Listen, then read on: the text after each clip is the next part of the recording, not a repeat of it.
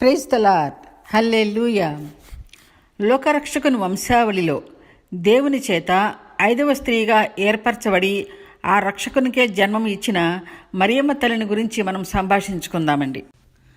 జగతికి పునాది వేయకముందే ఉన్నవాడు అనువాడు అయిన స్వయంభవుడైన పరమతండ్రి ఆదాము అవ్వల నుండి సంక్రమించిన పాపము మానవులకు శాపమైనందున దేవుడు తానే ఈ భూమిపై జన్మించి వర్తమాన భూత భవిష్యత్ కాలంలో ఉన్న వారికందరికీ పాప విమోచన కలిగించడానికి ఈ భూమిపై స్త్రీ సంతానముగా జన్మిస్తాను అని ఆదికాండం 3:15లో చేసిన ఒక మహా అద్భుతమైన వాగ్దానాన్ని సంపూర్తి చేయటానికి గాను ఆ పరమ ప్రభువు జన్మించాలంటే ఒక ప్రత్యేకమైన వంశము కావాలి కనుక 2000 సంవత్సరాల క్రితమే ఒక ప్రణాళిక ప్రకారం ప్రభువు ఈ భూమిపై స్త్రీ సంతానముగా జన్మించడానికి ఒక వంశవృక్షము అంటే ఒక వంశావళిని ఏర్పరచు తలచాడు. ఆ వంశావళికి కాను ఈ భూమిపై తన నేత్రములతో ఈ సృష్టిని సారించి చూచినప్పుడు దీనులైన 5 స్త్రీలు ఆయన నేత్రములకు ఆకర్షించబడ్డారు. ఇక్కడ మనకి ఒక ఆలోచన కలుగుతుందండి. ఏమిటంటే ప్రభువు కన్యకైన మరియకే కదా జన్మించేది, ఇంత వంశవృక్షం ఎందుకు అని మనకు అనిపిస్తే ఆ వంశముల ద్వారానే బత్షెబ కుమారుడైన సొలొమోను వంశమునందు మరియా జన్మించవలసి ఉంది కనుక ఇంతటి ప్రణాళికా కాలము అవసరమయ్యింది. ఆ దేవుని కార్యములు అగమ్యగోచరములు కనుక అవి ఎవ్వరికి అందనవి. ఆదికాండం 3:15లో ఆది సంభూతుడైన ఆ పరమతండ్రి సమస్త మానవులకిచ్చిన వాగ్దానం కాలము సంపూర్ణమైనప్పుడు మత్తయి శుభవార్త 1:16 ద్వారా ఆమె యందు రక్షకుడు పుట్టెను అన్న ప్రవచనం నెరవేరింది. అయితే ప్రభువు డిసెంబర్ 25నే ఈ భూమిపై జన్మించాడు కదా. డిసెంబర్ 25నే జన్మించాడని పండగ చేసుకుంటాము కదా. మరి ఆయనే సృష్టికర్త అని, జగతి పునాది వేయక ముందే ఉన్న స్వయంభవుడని అంటారు కదా అని కొంతమందికి తలంపు కలగవచ్చు. ఈ మాటలు 2 రిఫరెన్సుల ద్వారా మనం అర్థం చేసుకోగలుగుతామండి.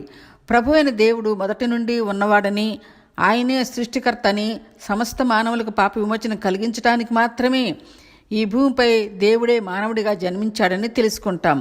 సామెతల గ్రంథం 8వ అధ్యాయం 22 నుండి 36 వరకు, యోహాను సువార్త 1వ అధ్యాయం 1 నుండి 4 వరకు మనం శ్రద్ధగా ధ్యానించినట్లయితే పరమప్రభు అయిన యేసయ్య సృష్టికి ముందు ఉన్నవాడని, సమస్తము ఆయన మూలముగా కలిగెను అని, కలిగి ఉన్నదేదియు ఆయన లేకుండా కలుగలేదు అని మనకు సత్యవాక్యము చెప్తుంది.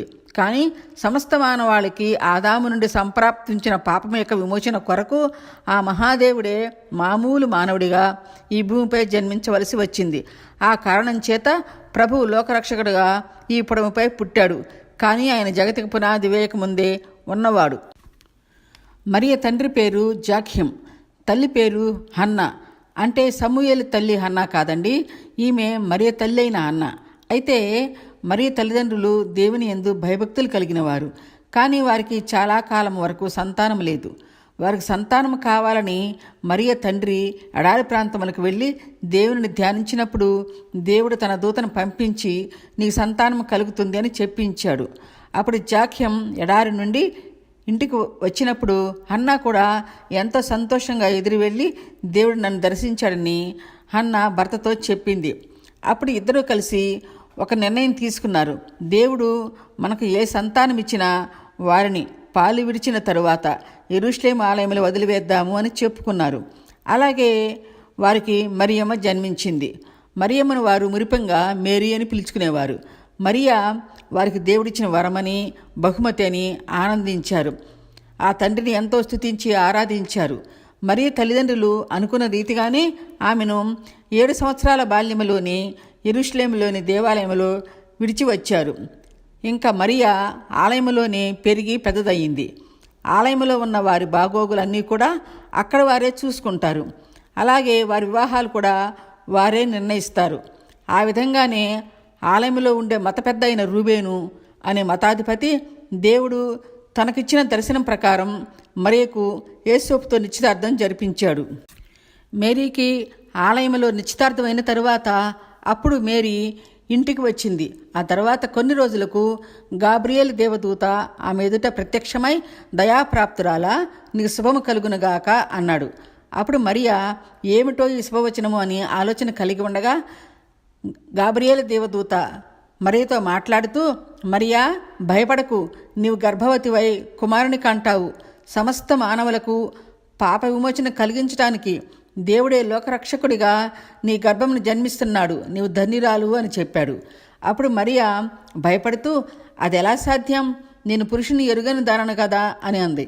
గాబ్రియేలు దూత, మరియా భయపడకు, నీవు పరిశుద్ధాత్మ శక్తి వలన గర్భము ధరిస్తావు. ఆయనే లోకరక్షకుడైన యేసుక్రీస్తు. నీ బంధువు గొడ్రాలిగా ఉన్న ఎలిజబెత్ కూడా గర్భముతో ఉంది. దేవునికి అసాధ్యమైనది ఏదీ లేదు అని దేవదూత మరియమ్మతో చెప్పి వెళ్ళాడు. కొన్ని రోజులకు మరియా గర్భవతి అని యేసోపుకు తెలిసింది.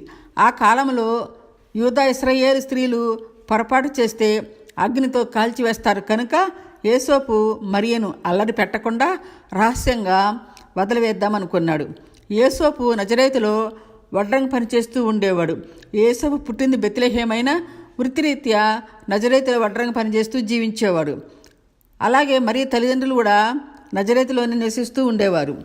యేసోపు హృదయాలోచనలు తెలిసిన పరమతండ్రి యేసోపును దర్శించి, యేసోపు, మరియా ఏ తప్పు చేయలేదు, ఆమె పరిశుద్ధాత్మ శక్తి వలన గర్భము ధరించింది, లోకరక్షకుడు ఆమె గర్భం నందు జన్మించబోతున్నాడు, నీవు భయపడక ఆమెను నీ దగ్గరికి చేర్చుకో అని చెప్పాడు.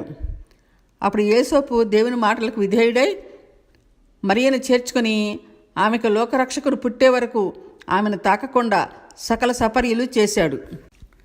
యేసోపు మరియను తాకకుండా సకల పరిచర్యలు చేశాడు. యేసోపు మరియను ఎంతో ప్రేమించాడండి. మరియా పెళ్లి కాకముందే గర్భవతి అయినందుకు యేసోపు మరియలు అందరి వలన ఎంతో వేదన పడి ఉంటారు. అయినా వారిద్దరు బాధపడకుండా ఆయన చిత్తమే మాయందు సిద్ధించునుగా కానీ దేవుని వైపే చూశారు, కానీ లోకం వైపు చూడలేదు. పరిశుద్ధ ప్రవక్తల లేఖనాలను బట్టి యూదాగోత్రములో కన్యక గర్భమునందు రక్షకుడు జన్మిస్తాడు అని తెలుసుకున్న ఎంతోమంది యూదా కన్యకలు ఆ రక్షకుడు నా గర్భమున జన్మించాలని ఎంతోమంది యూదా కన్యకలు ఎడతెగక ప్రార్థించారు.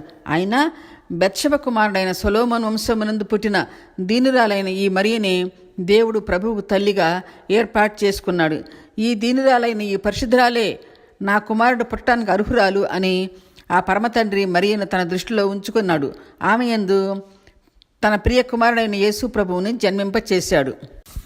యెషయా గ్రంథం 7:14 ఉన్న ప్రకారం యెషయా ప్రవక్త గారు ప్రవచించినట్లు ఆమె ప్రభువుకు జన్మమిచ్చింది కదా, కన్యక ఎలా అయ్యింది అని అంటుంటారు.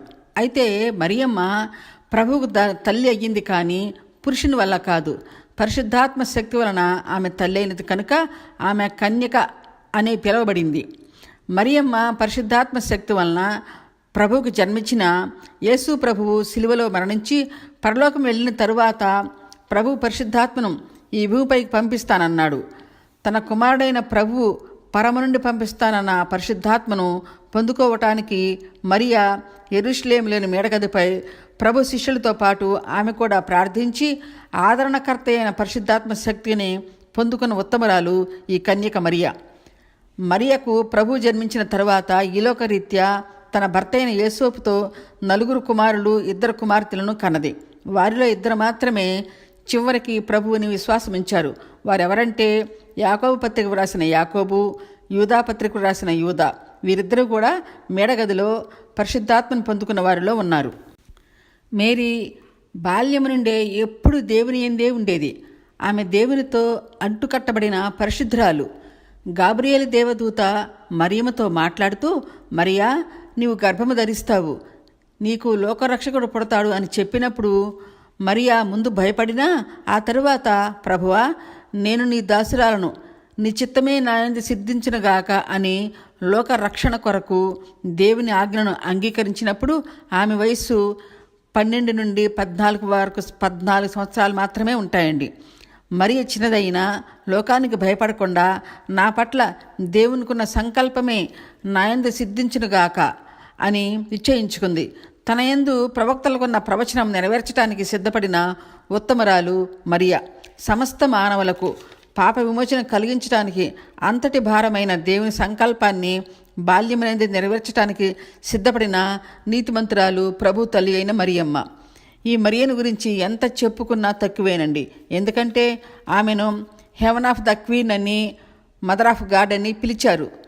పరలోకమునకు రాణి అని, దేవునికి తల్లి అయిన మరియా మానవులకే కాకుండా ఈ సృష్టి కూడా గుర్తించింది ఆమె యొక్క ఘనత.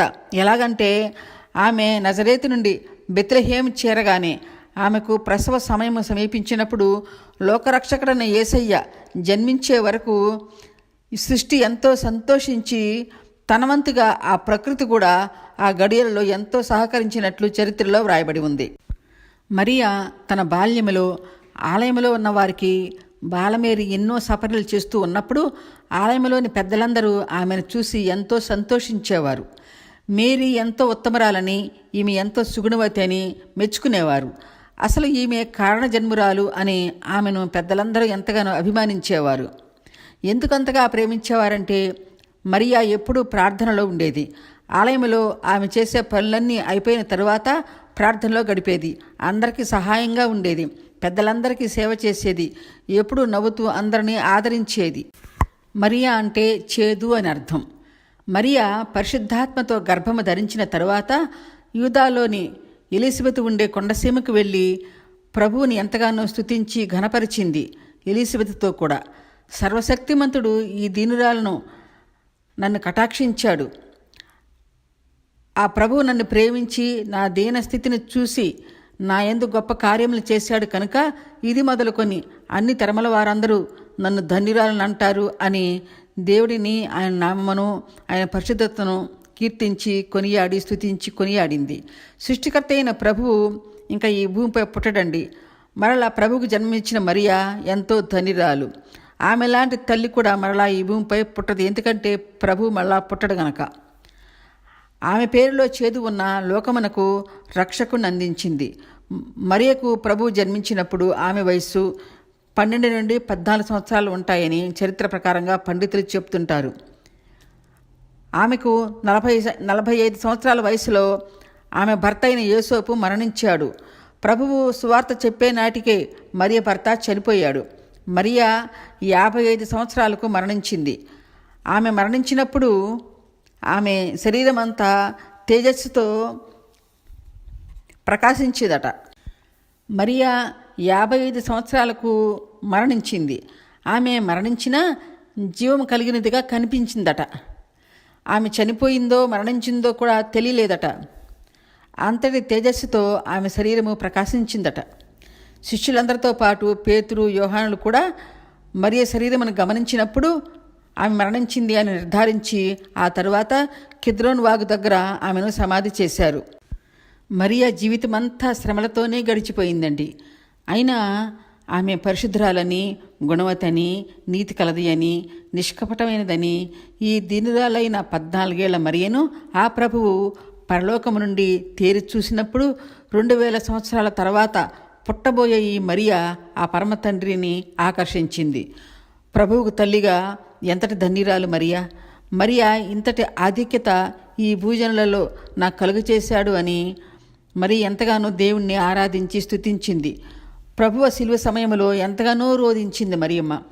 ఈ నా కుమారుడే నిజమైన దేవుడని గుర్తించి పరిశుద్ధాత్మను పొందుకొని ఆమె వంతుగా శిష్యులతో పాటు సువార్త ప్రకటించిందండి.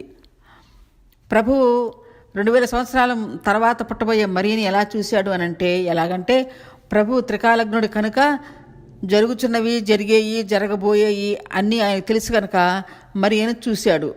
ఆయన సమస్తము తెలిసిన సర్వాధికారి. ఆయనకు సమస్తము తేట తెల్లగా కనిపిస్తాయి.